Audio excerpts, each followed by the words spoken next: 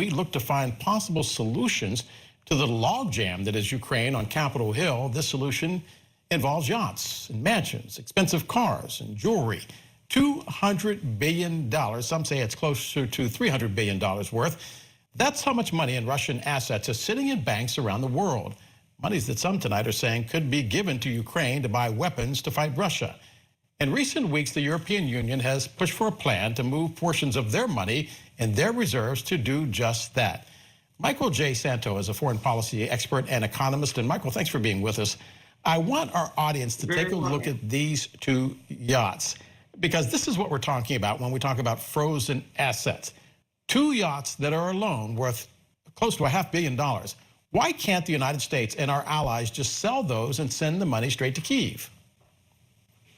I think that the U.S. and EU are looking at that, and we might be moving in that direction. Some of the assets might actually belong to, a lot of it actually, the Russian central bank and governmental agencies. In addition to yachts may be tied to close figures to Putin, and I think there's serious consideration. The fear is we need a legal process because rule of law and property rights are big in the West. But at the end of the day, there's an illegal war, and I think a financing mechanism like that is going to eventually be necessary.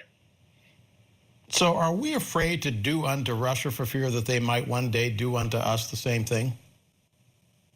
I don't think we're afraid of the Russians economically. You know, we're afraid that there are 5,000, 6,000 nukes. We're afraid of their ability to mobilize a very large army. We're afraid of European countries' conventional military weakness. Economically, we're not particularly scared of them. You know, their economy is the size of, third-tier countries, less than, I think, the California GDP. We're not afraid of them seizing our assets. But unfortunately, they have the world's largest nuclear arsenal. We can do it. It's just a legal issue. You know, there's a little bit of a slippery slope. We believe in law, and there has to be a legal process.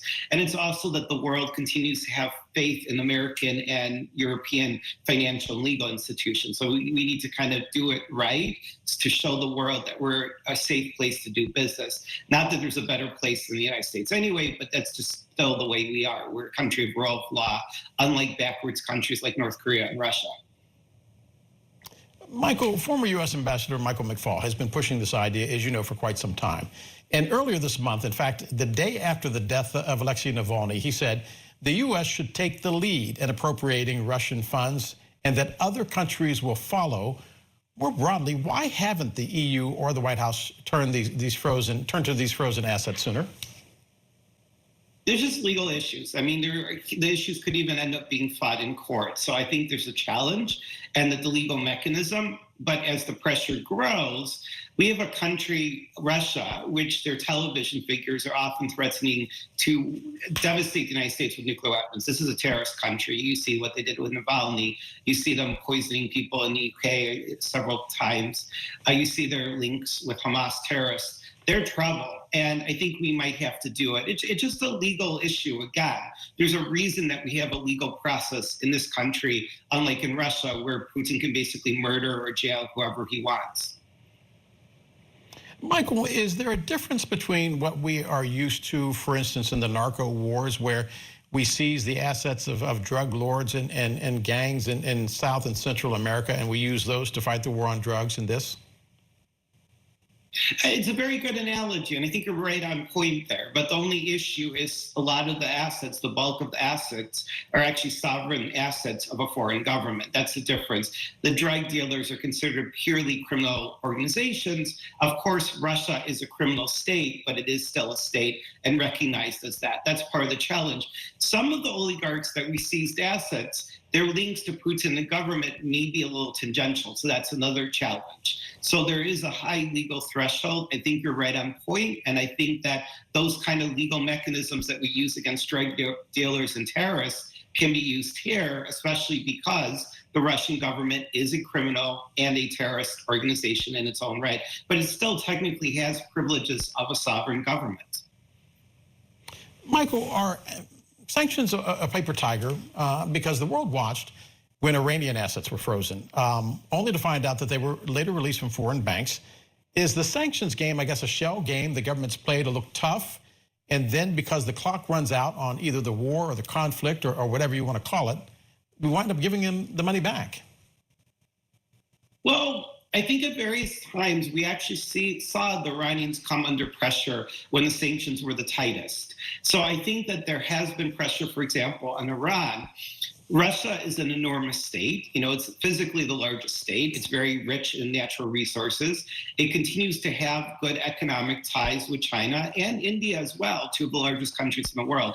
Massive amounts of oil, very significant manufacturing capacities in terms of arms and weapons, though they're getting challenged because they can't access Western chips to a large extent. So I think that there are certain weaknesses, but I will point out, as we tightened sanctions at the end of December last year against banks that do business, it appears that most of the Chinese banks stopped doing business with boycotted, sanctioned Russian entities, so that even Chinese banks appear to have stopped last month doing business with China, with Russian firms that are sanctioned by the US and EU. So it seems to be having the effect, but it's not enough to stop Putin, who's a hardcore Soviet KGB figure, his war against Ukraine. It is having an impact, but unfortunately it's far too little, but it's better than nothing for sure.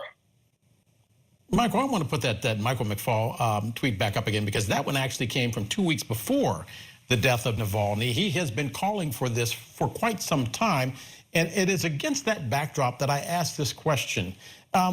There are reports that Vladimir Putin is actually better off financially now than he was when the war began, because states like India and China are buying Russian oil and circumventing all of the sanctions that were put in place.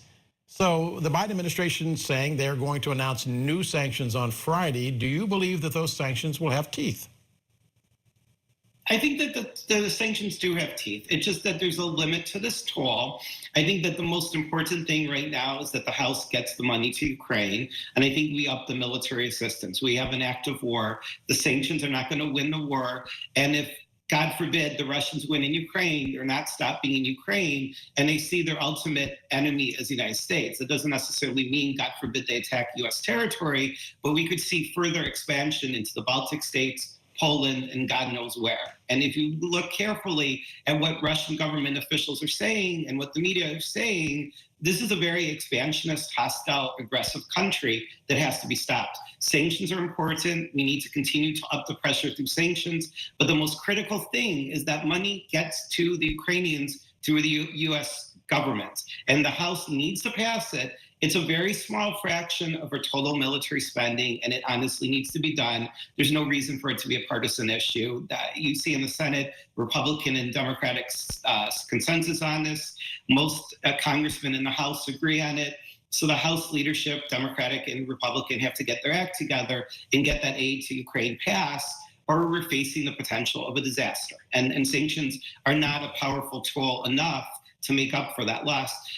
Though seizing that money, as you said, that's a huge amount of money. And I would love for the US and EU to find a legal mechanism to use that money, because that's taking the money from the criminals, which is the Russian government, and using it to pay for the mess that they started, the war they started. But in the meantime, those two yachts that I showed you are still sitting in port. Michael Szanto, foreign policy expert and economist. The bottom line is, there are people dying on the battlefield in Ukraine. There are yachts sitting in port, and you have to ask yourself, what is the penalty when it comes to sanctions? Michael, thanks for being with us tonight. You're very welcome.